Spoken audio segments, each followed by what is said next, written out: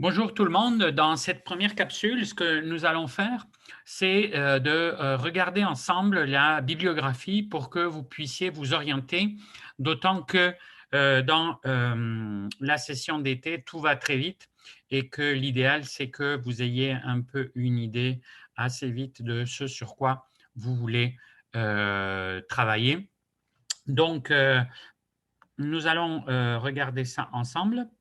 Euh, Oui, voilà. Donc dans votre plan de cours, alors bon, le corpus, sur lequel, vous pouvez travailler. Alors, je recommande la lecture pour avoir une vision un peu d'ensemble de au moins, 3 œuvres. Évidemment, il n'y a pas d'examen, il n'y a pas de, donc, il n'y aura pas de vérification que vous ayez fait ce travail-là, mais c'est vraiment pour que vous puissiez vous-même avoir un peu une vision un peu plus étendue et aussi pour que vous puissiez avoir un peu un choix un peu plus éclairé, quant à le livre qui vous intéresse le plus pour votre travail.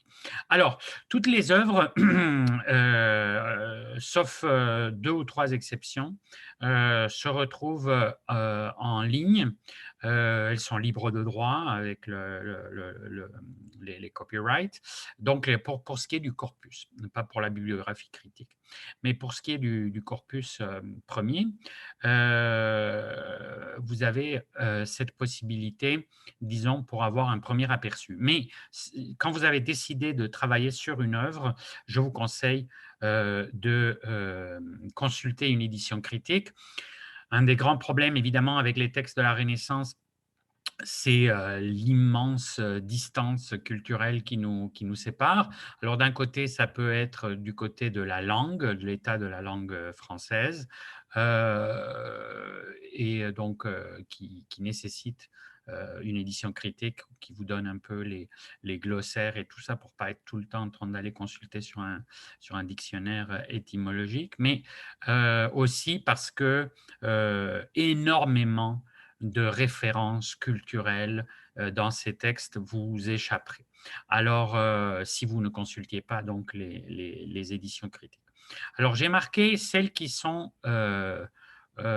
abordables d'un point de vue économique, mais quand vous avez choisi de travailler sur, sur ces œuvres, nous ferons un tour de table où chacun euh, parlera vite fait de ce sur quoi il veut travailler. Je pourrais vous donner des indications aussi à ce moment-là, mais sachez que plusieurs de ces œuvres se retrouvent aussi dans des éditions plus dispendieuses comme la Pléiade, et que c'est vrai que si vous pouvez accéder à travers soit les 4 bibliothèques universitaires auxquelles vous avez droit avec votre carte d'UQAM, donc vous avez droit à l'UQAM bien entendu, mais aussi McGill, Concordia, Université de Montréal, et aussi le réseau de Montréal, des bibliothèques municipales si vous vous inscrivez euh, et que vous habitez sur Montréal. Donc, il y a en général, vous pourrez accéder à ces éditions qui sont plus dispendieuses pour faire votre travail. Alors voilà, donc j'ai divisé un peu par genre, mais vous choisissez à l'intérieur de tout ça ce qui vous intéresse et vous travaillez comme c'était évoqué, vous choisissez euh, hmm, une, un ou plusieurs extraits d'œuvres. Donc vous pouvez choisir un extrait d'une seule œuvre pour votre analyse. J'ai choisi les extraits parce que beaucoup de ces œuvres sont euh, soit euh, très étendues et difficiles de maîtriser comme ça dans un temps si court, comme par exemple les essais de Montaigne, ou bien parce que ce sont déjà des œuvres fragmentaires comme les recueils de nouvelles, les recueils de poésie, etc., etc. Donc vous pouvez vous concentrer sur des unités très variables. Vous pouvez choisir d'analyser euh, quelques poèmes, vous pouvez choisir d'analyser dans le détail une ou plusieurs nouvelles d'un ou plusieurs auteurs, etc. Bien, donc je vais vous parler plutôt, donc présenter très rapidement les œuvres et bon, un peu quelques recommandations.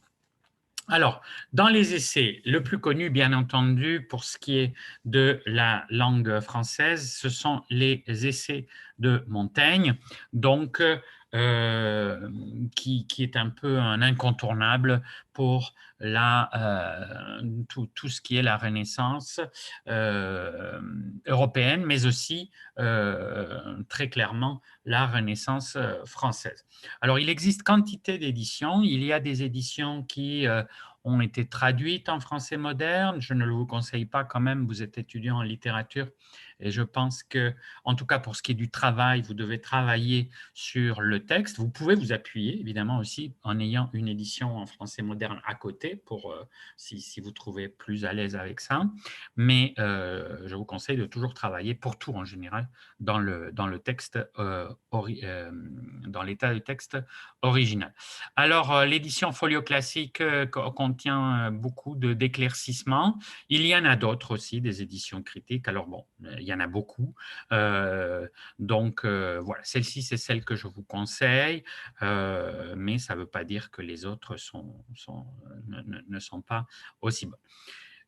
Quand vous avez d'ailleurs détecté l'extrait sur lequel vous voulez travailler, vous pouvez avoir recours, dans le cas d'une œuvre très connue comme celle-ci, vous pouvez avoir recours dans une bibliothèque, par exemple, à 2 ou 3 éditions critiques et voir s'il y a des éléments de réflexion qui vous aident un peu dans les différentes éditions.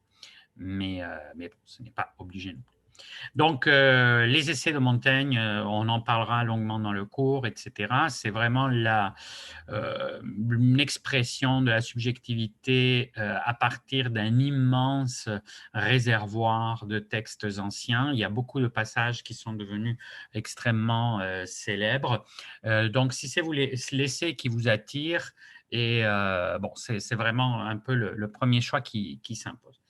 Ensuite, pour ce qui est de l'histoire de la pensée politique, il y a les 2 grands classiques, donc Le Prince de Machiavel et l'Utopie de Thomas More. Donc l'Utopie qui a donné son nom à l'utopie comme genre et qui donc est une reconstitution d'une sorte de société idéale telle que pouvait l'imaginer donc un humaniste anglais de la Renaissance.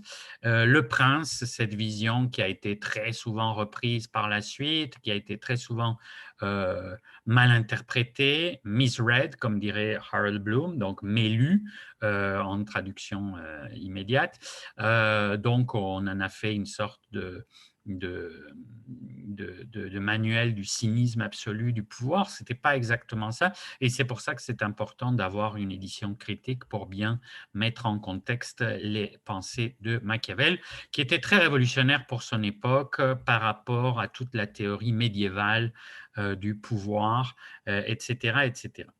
L'éloge de la folie d'Erasme nécessite quand même aussi une connaissance du contexte un peu polémique dans lequel ça s'inscrit. C'est une satire où il y a donc beaucoup de débats par rapport aux querelles à l'intérieur de l'humanisme, mais aussi, bien entendu, contre les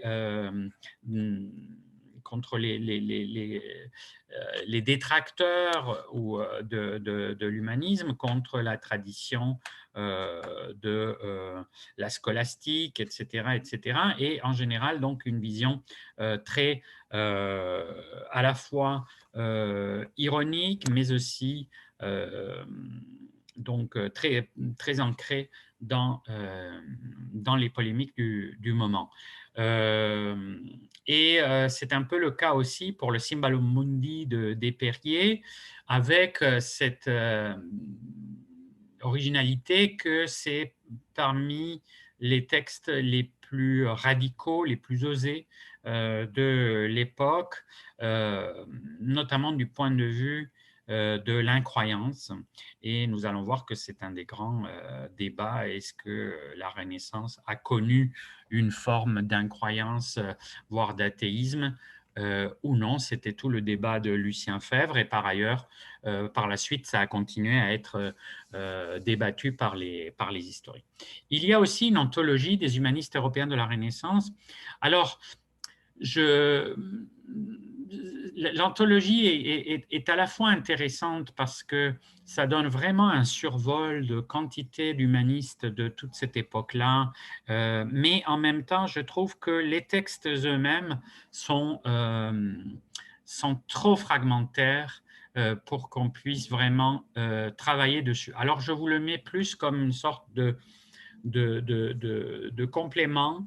Il y a beaucoup de textes dans cette anthologie. Alors effectivement, si par exemple vous voulez faire une comparaison et que vous avez choisi Montaigne sur un aspect, par exemple sur l'éducation, un truc comme ça, et que vous voulez comparer avec un autre humaniste de l'époque, l'anthologie peut être utile. Mais en soi, je n'en ferai pas un texte pour travailler directement dessus.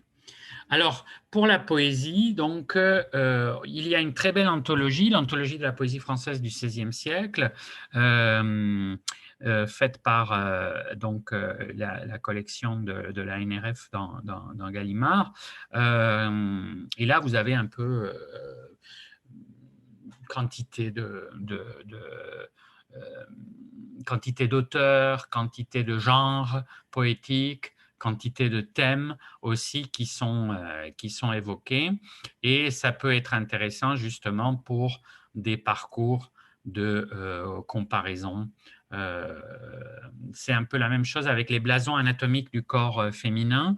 Donc là, c'est vraiment un genre spécifique, c'était le blason, et c'était cette vision donc des poètes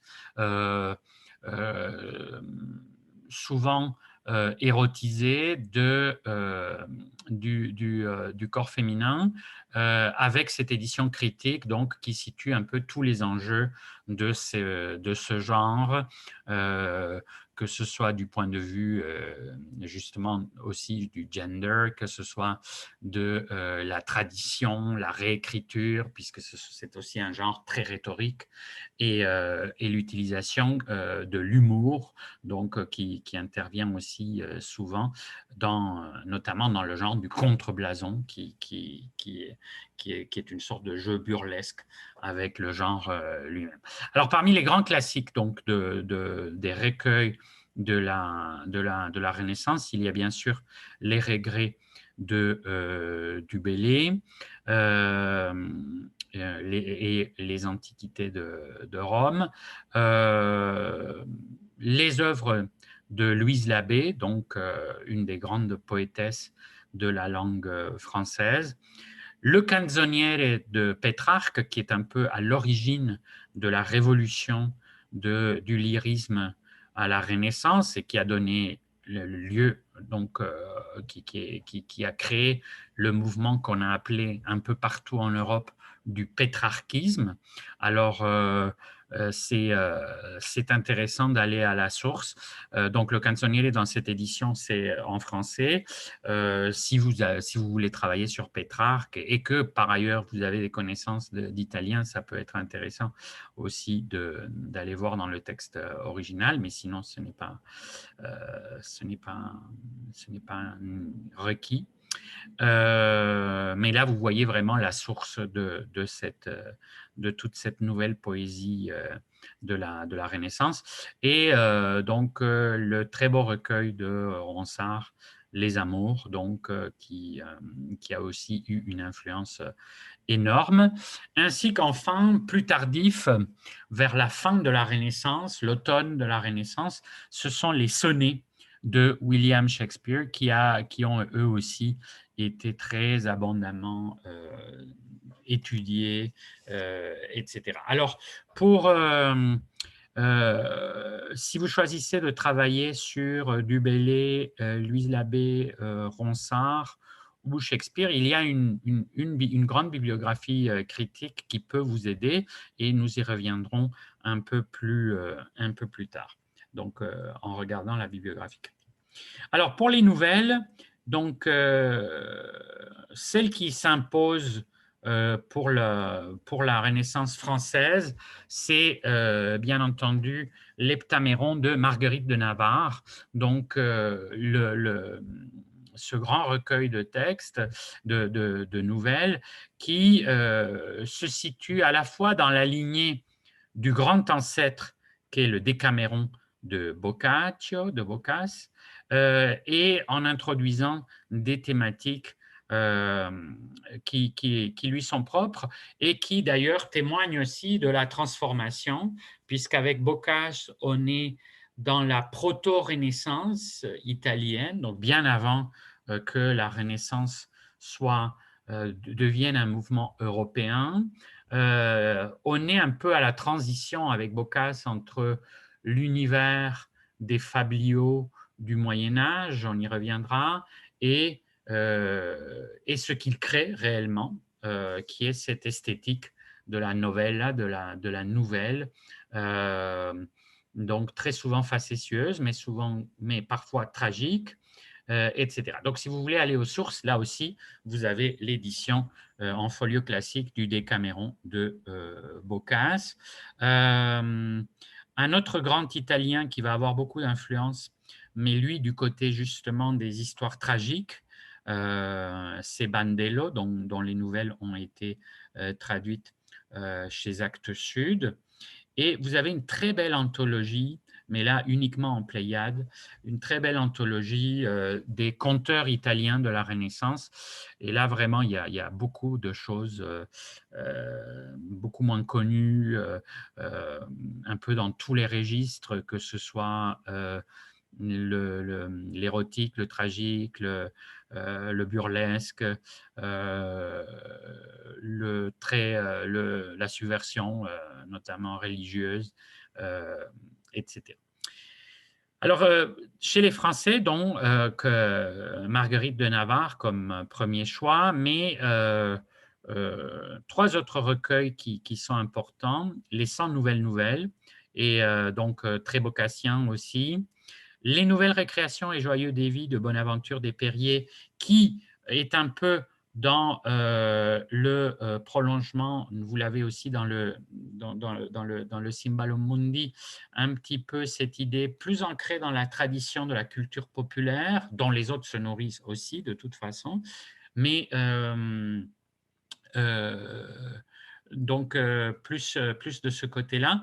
Et enfin, Boileau, les histoires tragiques, qui, elles, sont dans la lignée sombre de Bandello et qui signent aussi un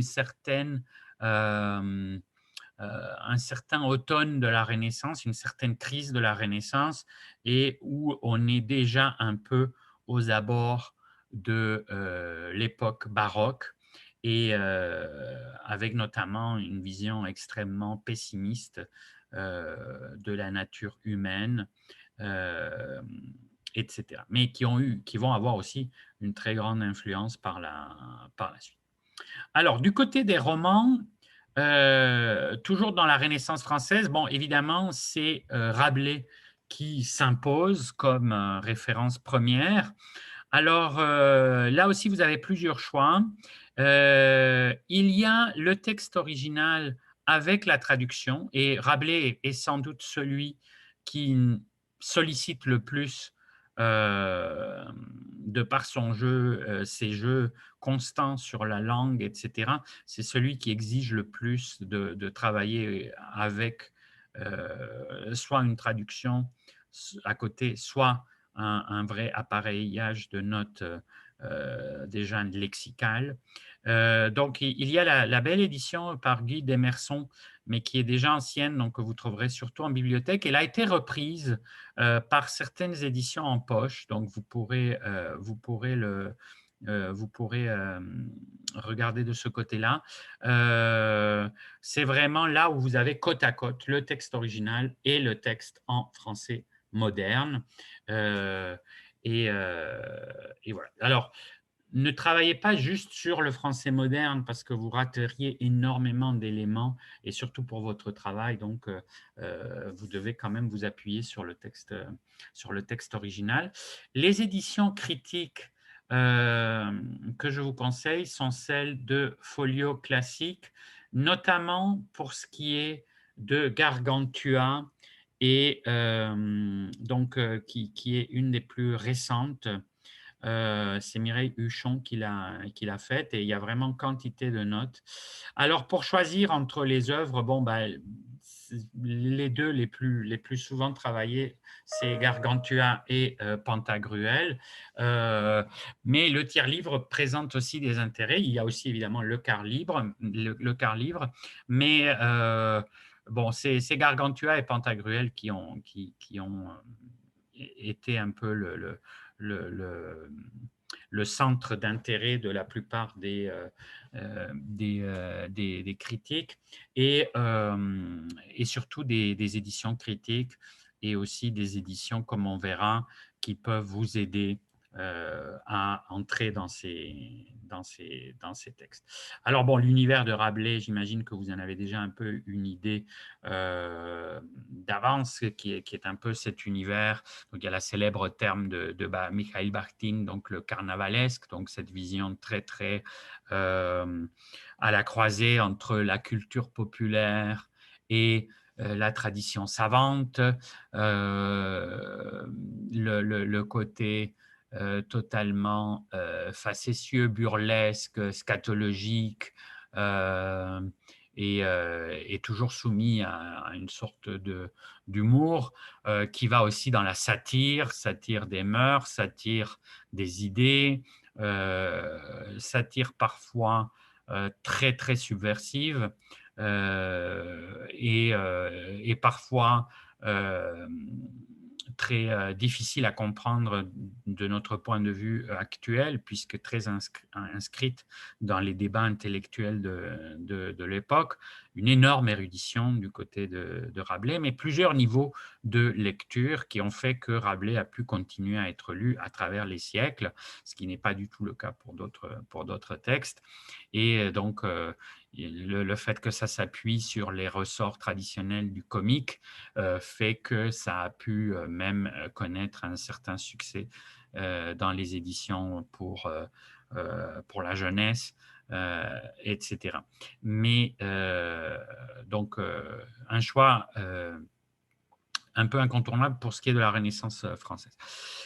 Du côté de la Renaissance plus large, il y a, donc je vous ai conseillé 3 livres très différents de la grande tradition romanesque qui commence en Espagne au même moment.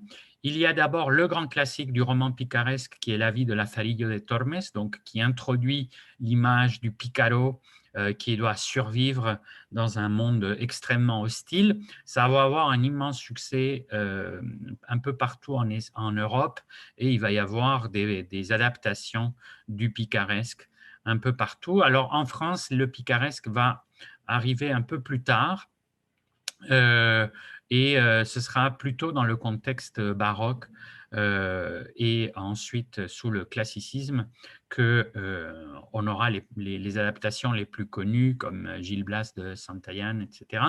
Mais donc pour ce qui est de la Renaissance stricte, c'est vraiment le picaresque espagnol qui est le premier, qui est aussi raconté à la première personne. Enfin, il y a beaucoup de nouveautés par rapport au discours romanesque, surtout le fait que c'est une relecture, une réadaptation des textes des romans latins, donc notamment du Satyricon de Pétrone et de l'Âne d'Or d'Apulée, mais dans un contexte extrêmement contemporain. Donc c'est une satire des relations sociales, des relations de domination, etc., qui va connaître un grand succès. Le roman, aux antipodes du roman picaresque, il y a le roman chevaleresque et vous avez notamment donc le Amadís de Gaule de Rodríguez de Montalvo qui est donc l'emblème de ces romans chevaleresques qui vont avoir eux aussi un immense, succès en Europe. Alors, à la croisée de ces deux, de la poésie et du romanesque, il y aurait une place à faire pour l'Arioste. Donc, il existe une édition qui est faite par Italo Calvino de Roland Furieux, où c'est plutôt une anthologie d'extraits, c'est un texte très long, etc. Et où il y a quantité de péripéties assez, qu'on dirait de façon anachronique, chevaleresque, rocambolesque. Mais donc, l'édition de Calvino est une bonne manière de s'introduire dans le Roland Furieux. Mais sinon, il y a eu dans GF une traduction intégrale. Et puis, il y a les vieilles traductions qu'on retrouve en ligne aussi. Donc, le Roland Furieux, c'est un texte que vous pouvez aussi introduire dans votre corpus. Comme je dis, c'est une sorte de roman en vers, poème épique en réalité, mais qui a déjà beaucoup d'attributs du romanisme. Pour ce qui est du théâtre, donc les références qui s'imposent pour le théâtre sont plutôt à l'extérieur de la France. Pour ce qui est de la France, ce qu'on a, c'est une sorte d'incorporation, à l'époque de la Renaissance, c'est une sorte d'incorporation du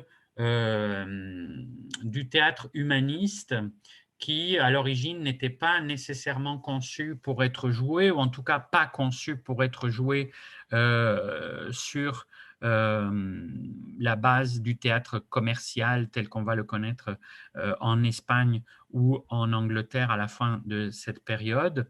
Un théâtre qui était plutôt censé être lu et minimalement interprété. Donc, en France, ceux qui s'y sont exercés et qu'on a retenus, c'est encore une fois Marguerite de Navarre, donc, dont on peut souligner la comédie de Mont-de-Marsan, mais qui ne se trouve que dans ses œuvres complètes, et Robert Garnier et Étienne Jodelle. Étienne Jodelle, qui appartient à la Pléiade, donc au groupe de la Pléiade, des poètes de la Pléiade, il introduit le théâtre dans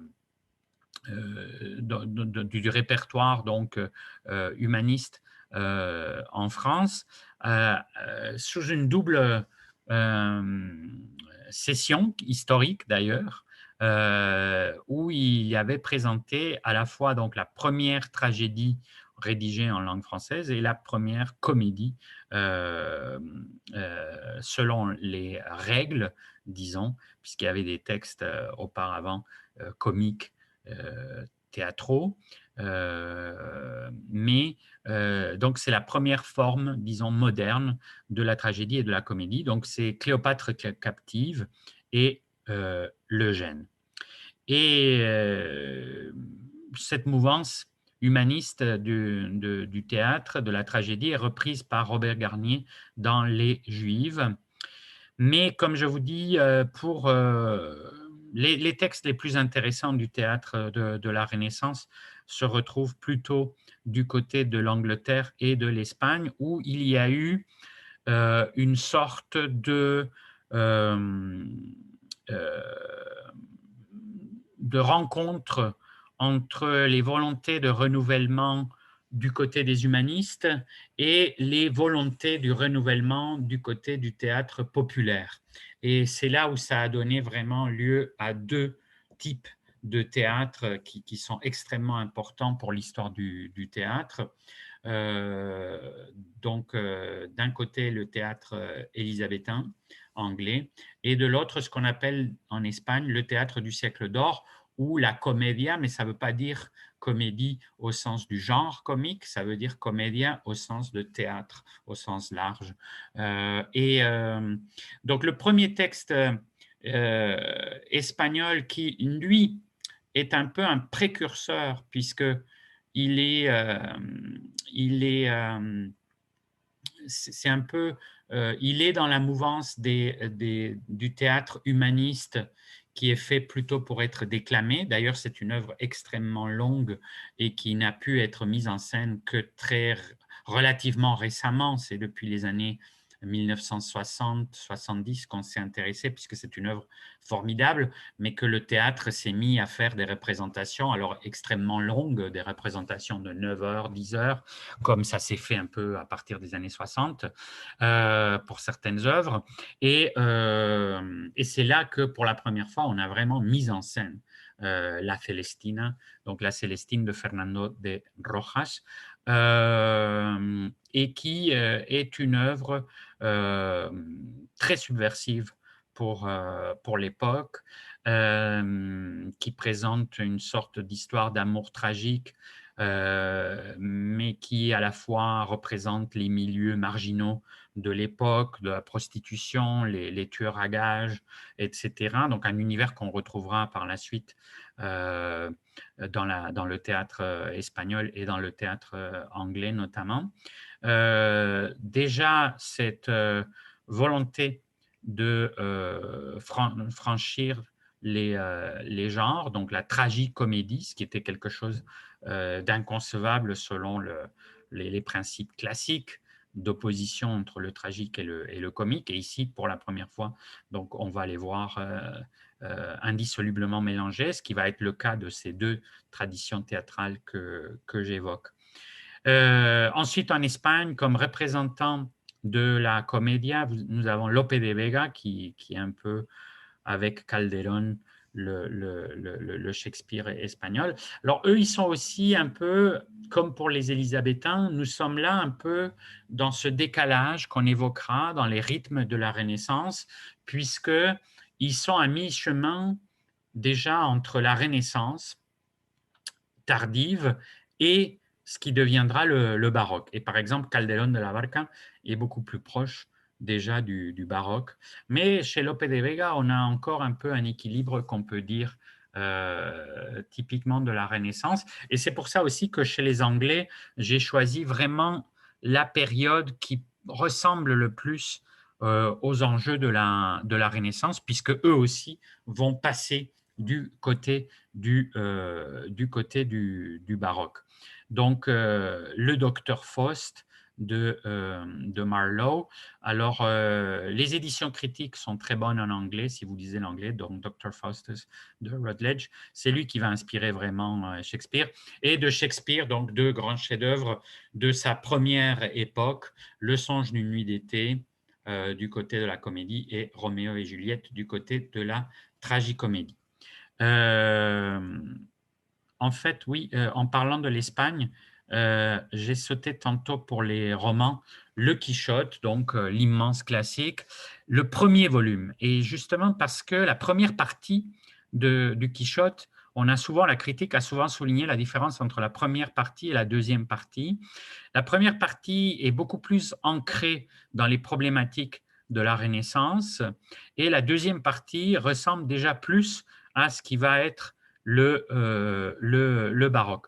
Donc, dans la première partie, nous avons tout ce qui a rendu Quichotte célèbre, donc la satire des romans chevaleresques du type de Amadís de Gaula, l'incorporation du genre de la nouvelle à l'intérieur même du roman, puisque Cervantes a aussi écrit des nouvelles, dont las novelas ejemplares, des nouvelles exemplaires, et beaucoup de passages du Quichotte sont des nouvelles à l'intérieur du roman. Alors, vous connaissez sans doute la figure mythique de Quichotte et Sancho Panza, donc ce personnage Alonso Quijano, qui lit tellement de romans de chevaleresques qu'il se prend lui-même pour un chevalier errant, alors qu'il est inscrit dans l'univers déjà de la modernité et qu'il n'y a plus du tout autour de lui euh, euh, les, euh, les référents, d'ailleurs largement imaginaires, des romans chevaleresques euh, qui regardent du côté de la légende arthurienne médiévale, etc., etc. Et donc le décalage permanent entre ce qu'il voit à travers ses lectures et l'univers social qui l'entoure, avec beaucoup de critiques sociales, évidemment, critiques aussi des mœurs, de, de, de l'Inquisition, du poids de la théologie, etc., etc., sur la vie quotidienne. Bien, pour revenir au théâtre, donc chez les Élisabétains aussi une œuvre importante, la tragédie espagnole de Thomas Kyd, donc The Spanish Tragedy, qui est un peu celui qui inaugure le tragique. Alors là, c'est intéressant si vous voulez faire des comparaisons. Ce serait très intéressant de comparer, donc, par exemple, une des tragédies françaises avec la tragédie élisabéthaine, ou vous pouvez faire un peu des parcours aussi du côté de la comédie. Je vous ai mis une des comédies italiennes qui a eu de l'influence un peu sur l'Europe, c'est la Mandragore de Machiavel, puisque Machiavel était aussi un humaniste, donc comme la plupart des humanistes, polygraphes et euh, intéressés par quantité de genres et des domaines du savoir. Et donc là, vous avez une des comédies de la Renaissance italienne qui s'est rendue jusqu'à nous et qui a été régulièrement aussi reprise sur les planches. Donc le docteur Faust de Marlowe, c'est le mythe de Faust, donc qu'il reprend de la culture populaire et le pacte avec le diable.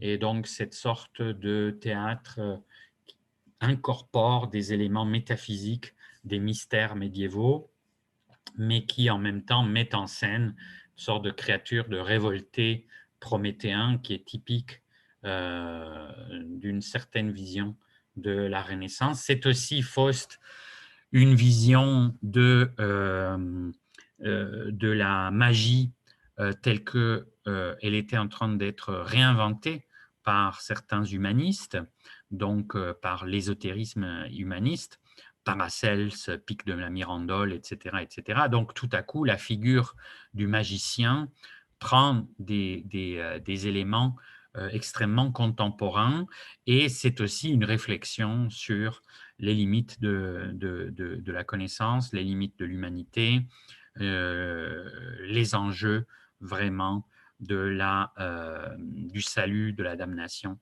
etc. Et puis bon, pour Shakespeare, évidemment, le mythe de Roméo et Juliette, qui est repris d'une nouvelle italienne de la Renaissance, que vous retrouvez dans l'anthologie de la Pléiade, et, euh, et qui est devenu donc un des grands emblèmes aussi de cette époque grâce à Shakespeare.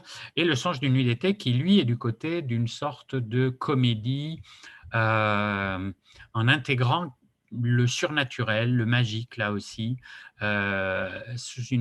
l'érotisme.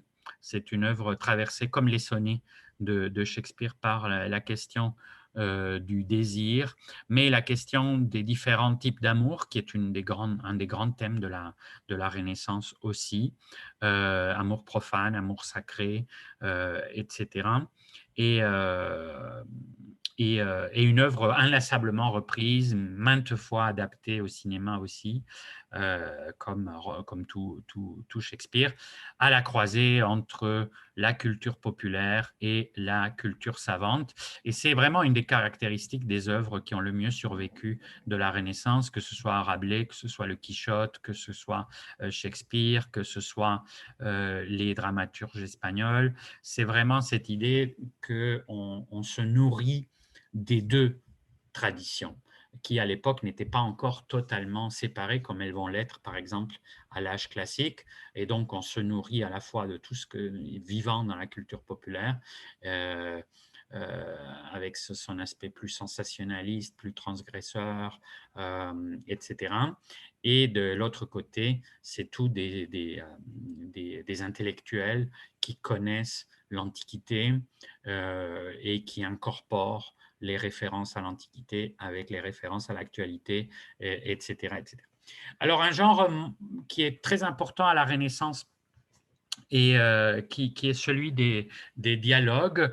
Il est représenté, enfin, c'est par les Ragionamenti et dans le même volume, La vie des courtisanes d'Arétin, donc texte qui a souvent été censuré par la suite, considéré comme étant érotique, voire pornographique, et qui représente donc la tradition du dialogue comme l'avait illustré dans l'Antiquité Lucien, et auquel d'ailleurs la vie des courtisanes rend directement hommage, mais là aussi totalement inscrit dans le contemporain, dans la vie contemporaine de la Renaissance. La figure de la courtisane, qui est une figure sociologique de la Renaissance italienne, qui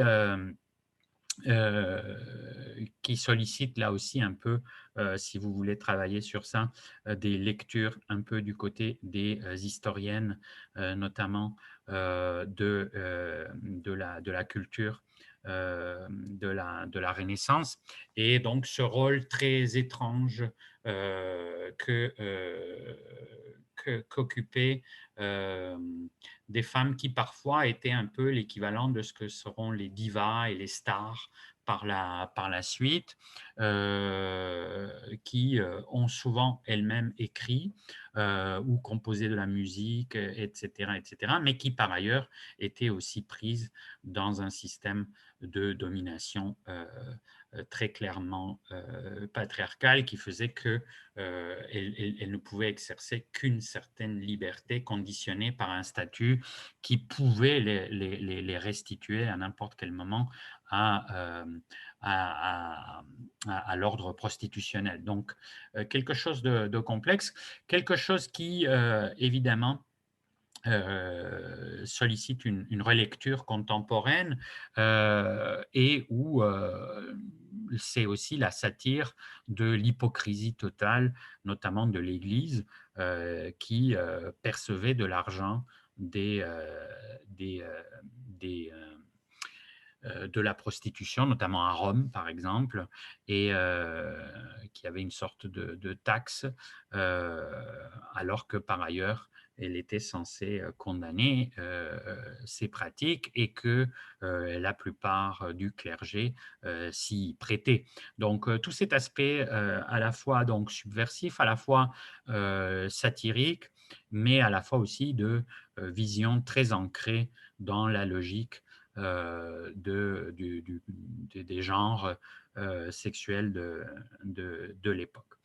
Euh, dans cette veine, mais dans un genre qui n'est pas celui du dialogue, mais qui est plutôt celui de l'anecdote, Les Dames galantes de Brantôme, qui lui aussi a été très souvent considéré comme une œuvre licencieuse, érotique, et qui relate donc euh,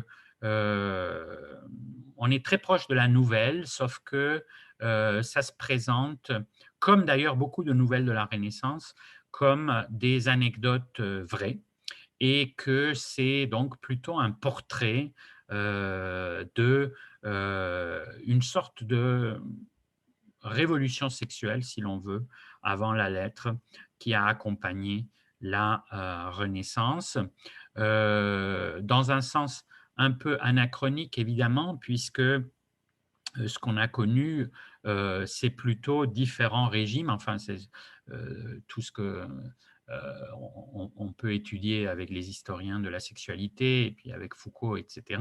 On a connu tout simplement différents régimes différents paradigmes autour de la représentation de la sexualité. Et les Dames galantes se situent tout à fait dans cette histoire de la longue durée de la représentation des relations sexuelles. Et c'est une vision du monde de l'époque de la Renaissance à travers donc ces enjeux qui parfois vont du côté, comme dans les nouvelles, vont parfois du côté du burlesque, du grotesque, des fois du côté du tragique, du côté du cruel, surtout pour notre perception contemporaine. Évidemment, l'utilisation de la violence, etc., est très différente à cette époque-là. Donc là, on est dans des textes qui sont beaucoup plus transgresseurs, si l'on veut, et évidemment, qui ont été par la suite soit revendiqués, soit passés sous silence. Voyageurs de la Renaissance, on est dans un autre registre qui est celui donc d'un des grands genres majeurs de cette époque-là. Ce sont tous les textes, que ce soit des journaux, que ce soit des chroniques de cette époque où tout à coup il y a une expansion totale de l'espace géographique connu. Et ça va, donc c'est une anthologie, et ça va des récits des premiers colonisateurs des Amériques au récit de les voyageurs qui allaient découvrir des empires beaucoup plus puissants que les empires européens, comme c'était le cas du Moyen-Orient ou de la Chine, etc.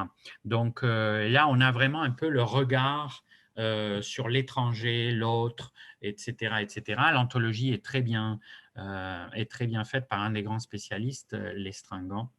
Et là aussi, si vous voulez travailler plutôt sur le genre du récit de voyage ou sur la question de la colonisation, etc., vous pouvez trouver des éléments très intéressants dans cette anthologie. Je vais dans les cours évoquer d'autres œuvres. Alors, vous pourrez aussi travailler sur d'autres œuvres que j'évoquerai dans les cours, mais étant donné que le semestre d'été, que la session d'été passe très vite, je vous conseille plutôt de vous en tenir.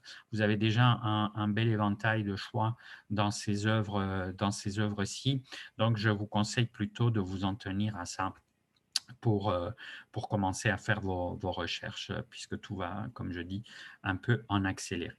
Alors, pour ce qui est de la bibliographie critique, je vous ai mis quantité d'œuvres parce que la Renaissance pose tous ces problèmes pour des étudiants qui ne connaissent pas la période ou qui ne connaissent pas l'histoire européenne du 15e, 16e siècle.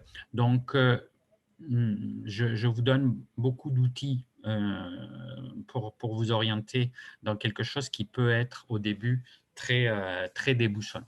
Alors, ce que j'ai fait, c'est que je vous ai donné donc une bibliographie d'un côté sur la Renaissance en général et de l'autre sur la littérature de la Renaissance, et j'ai mis un petit système d'astérisque pour ceux qui sont les œuvres un peu plus primordiales, disons, si vous allez chercher des informations pour vos travaux.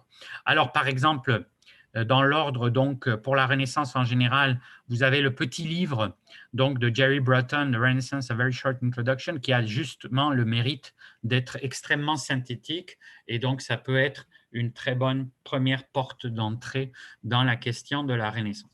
Un grand classique du 19e siècle, mais qui, au fond, est un peu insurpassé pour ce qu'il fait, c'est-à-dire pour donner une vision extrêmement détaillée, ça se lit vraiment comme un roman, de la civilisation de la Renaissance en Italie. Donc, c'est Jacob Burckhardt. Donc, vous l'avez en ligne, vous l'avez aussi donc, dans plusieurs éditions en poche. Et là, c'est vraiment si vous voulez avoir une vision de c'était quoi un peu le monde de la Renaissance italienne avec toutes ces anecdotes, ces détails, etc., c'est quand même le livre qui est resté le plus intéressant.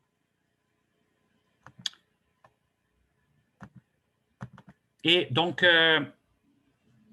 un très bon outil d'introduction aussi, c'est Peter Burke, La Renaissance européenne, un livre lumineux qui explique vraiment quantité d'aspects, donc dans une perspective contemporaine. Évidemment, le livre de Burckhardt, c'est un livre du 19e siècle, donc c'est plutôt intéressant par l'immense travail que Burckhardt avait fait et cet aspect, comme je dis, presque romanesque d'introduction de quantité d'éléments sur la vie quotidienne de l'époque, sur les mœurs, etc., etc. Mais donc, chez Peter Burke, nous avons un des grands historiens contemporains qui fait une grande synthèse sur la Renaissance.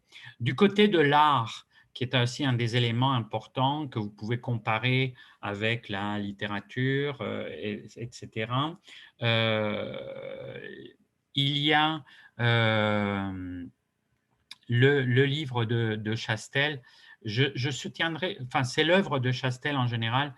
Je recommanderais surtout Mythes et crises de la Renaissance, qui, bon, ils sont tous incroyables, les livres de Chastel, mais peut-être que celui qui est un peu le plus, pour une première orientation, c'est peut-être celui-là. Bon, ce sont des livres vraiment beaucoup plus ancrés sur la question de l'art, et donc, mais dans ces liens, et c'est ça qui est très intéressant, dans ces liens avec l'humanisme, avec les intellectuels, avec la littérature de l'époque, etc., etc. Ensuite, il y en a beaucoup qui sont extrêmement intéressants. Je vous en parlerai pendant les cours, mais comme je dis, là, je souligne surtout ceux qui peuvent être donc comme vos guides immédiats pour une première vision. Le petit livre, enfin, relativement de Greenblatt, Quattrocento, c'est un livre très intéressant parce qu'il s'intéresse à un phénomène, ce qu'on appelle en histoire, en historiographie, la micro-histoire, et c'est vraiment comment on redécouvre le manuscrit de Lucrèce, de Rerum Natura, et comment ça va complètement changer la vision du monde à travers l'histoire de ce manuscrit. Donc, c'est un livre vraiment assez passionnant. Lui aussi, il se lit comme un roman et qui nous donne vraiment une très belle introduction à la Renaissance. Un peu comme Burke et complémentaire tout à fait de Burke, c'est John Hay, La civilisation de l'Europe à la Renaissance. Là aussi, très bonne synthèse par un très grand historien. Le livre de Lisa Jardine, Worldly Goods, A New History of the Renaissance, est extrêmement intéressant parce qu'elle défend une thèse qui est vraiment, qu'elle mène vraiment jusqu'au bout, et c'est l'importance, au fond, de l'économie de marché, de la naissance du capitalisme et de la naissance d'une sorte de proto-société de consommation pour comprendre la Renaissance. Et ce qu'elle explique, c'est que à quel point, au fond, l'art, etc., de l'époque ne peut être compris en dehors de ce système de consommation ostentatoire de la part des puissants et des riches de l'époque qui consomment de l'art, mais selon des catégories qui sont tout à fait différentes aux nôtres. Par exemple, ils consomment aussi des pierres précieuses au même titre que des tableaux ou des sculptures, etc. Donc, c'est un peu, ça ouvre vraiment un pan très intéressant pour reconcevoir le rôle de l'artiste et de l'écrivain, de l'humaniste, etc. Lisa Jardine a par ailleurs écrit beaucoup de livres aussi, notamment sur Erasme, et c'est une des grandes,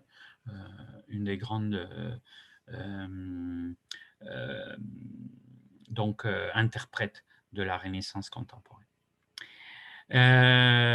Pour ceux qui s'intéressent au rapport justement entre femmes et Renaissance, il y a le livre de Madeleine Lazare, spécialiste par ailleurs de Rabelais, Montaigne, etc. Les avenues de Fémini, les femmes et la Renaissance, qui est une bonne mise au point de la complexité de la question de la Renaissance pour l'histoire des femmes. Et qui est très intéressant, notamment si vous voulez travailler soit sur Louise Labbé, soit sur Marguerite de Navarre, soit sur des représentations des femmes dans dans des œuvres écrites par des hommes, les débats autour de la femme qu'il y avait à la Renaissance, etc., etc. Un livre très important, récent, de Jean-Marie Le Gall, donc Défense et illustration de la Renaissance. Ça, c'est vraiment le livre le plus, disons, contemporain, le regard contemporain sur la Renaissance. C'est vraiment la question de toutes les polémiques qu'il y a dans l'époque contemporaine et ultra-contemporaine autour de la Renaissance, c'est-à-dire la question justement des femmes, les rapports entre les genres, les rapports avec la colonisation, le rapport avec l'écologie. Tous ces éléments-là sont débattus dans le livre de Le Gall et c'est vraiment un bon panorama pour situer quels peuvent être les axes de la lecture contemporaine de ce qu'on appelle la Renaissance. Le petit livre de Pierre-Marie, Humanisme et Renaissance, est très didactique. Il est fait pour des cours comme celui-ci. Donc, c'est aussi une bonne introduction. Et le Daniel Ménager que j'ai mis là, mais qu'il faudrait mettre plutôt du côté de l'histoire de la littérature. Je vais le faire de suite dans mon document. Et qui est donc l'introduction à la vie littéraire. Et je vais vous en parler, je l'avais mis dans l'autre, ok. Donc je vais vous en parler plutôt du côté littéraire. Donc en revenant à la Renaissance en général, le livre, donc pour ce qui est de l'histoire de l'art, l'incontournable, c'est Panofsky. Donc si vous vous intéressez à l'histoire de l'art, mais dans ses relations avec l'époque, les débats des intellectuels, etc., etc. C'est vraiment les livres de Panofsky, notamment Essais d'iconologie, thème humaniste dans l'art de la Renaissance, puisqu'il met toujours en relation avec la littérature, etc. Il y a énormément de choses à puiser, puis surtout à apprendre, comme on le verra, à regarder la Renaissance, l'art de la Renaissance, parce que c'est Panofsky en grande partie qui a aidé à tout simplement comprendre l'art de la Renaissance, toute la complexité symbolique dans des tableaux qui apparemment sont plutôt anodins, des portraits, des choses comme ça, mais il y a toujours quantité d'éléments symboliques, etc. Donc, si vous êtes du côté, si vous avez aimé Da Vinci Code et tout ça, toute cette question de qu'est-ce qu'il y a derrière les tableaux et tout, c'est vraiment Panofsky qui a ouvert la voie de tout ça. Et puis, il y a le très grand livre de Panofsky, La Renaissance et ses avant-courriers dans l'art en Occident, qui justement analyse la spécificité de ce qu'on appelle la Renaissance, alors que la Renaissance de l'Antique a eu lieu par vagues tout le long du Moyen-Âge. Et donc, bon, un livre très, très important pour l'histoire de l'art, etc. Et puis, il y a aussi très bonne introduction de Thierry Van Eekvelen, La Renaissance, dans la collection très didactique Ellipse.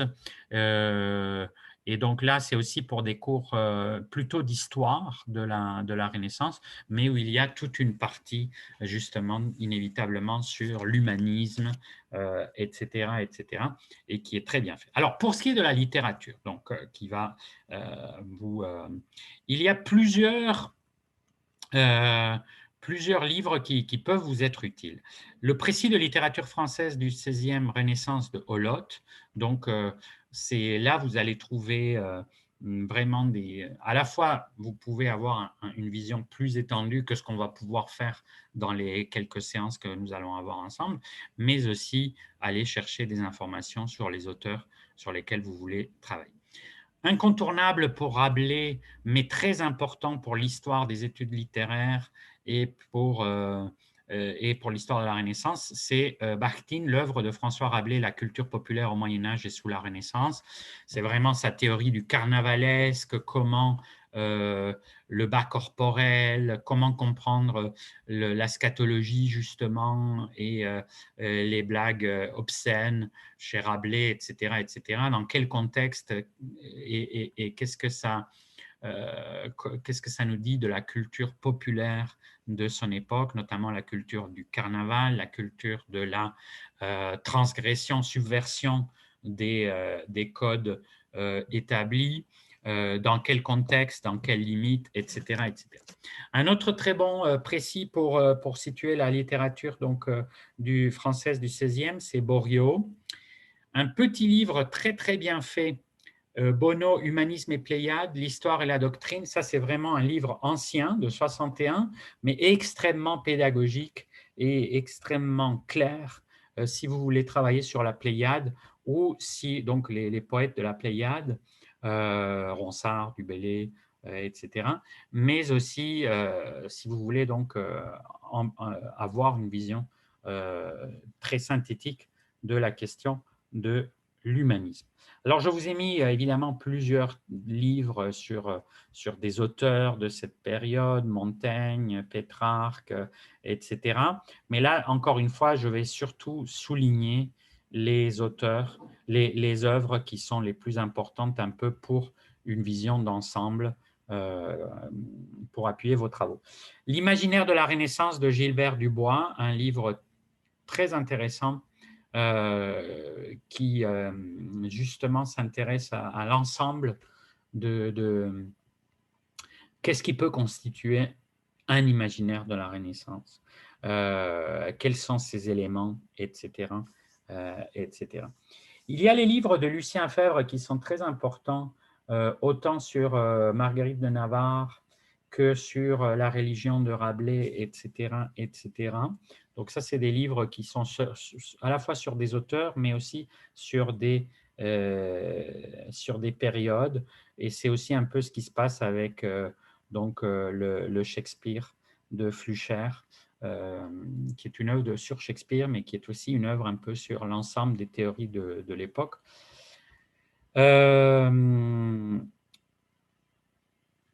Je vous ai mis aussi, pour ce qui est de l'orientation, donc le livre de littérature française au XVIe siècle, au PUF par Lestringan et d'autres. Là aussi, vraiment un très bon panorama d'ensemble. L'introduction à la vie littéraire de Ménager, qu'on évoquait tantôt. Et là, c'est toute une collection qui est extrêmement intéressante parce que ce qu'elle fait, c'est vraiment étudier qu'est-ce que c'était que les écrivains à cette époque-là. C'était quoi le statut de l'écrivain, pourquoi les écrivains écrivaient, etc. etc. Tout ça est très bien synthétisé. Le livre de Rigolo, Poésie et Renaissance, c'est vraiment une excellente synthèse pour tous ceux qui allaient travailler sur la poésie. Je vous le recommande. C'est lumineux et c'est très clair. Et donc, par ailleurs, ce que vous avez, comme vous voyez, ce sont des études plus concrètes, soit sur Louise Labbé, Montaigne, etc. Et vous pourrez regarder. On y reviendra ensemble quand on fera un peu le tour de table sur les sujets que vous aurez choisis. Et donc, je pourrais vous faire aussi des recommandations là-dedans. Donc, voilà pour cette capsule et vous pourrez évidemment poser des questions, notamment s'il y a des éléments de la bibliographie sur laquelle vous voulez plus de détails lors de notre prochaine séance. Merci beaucoup et bonne journée.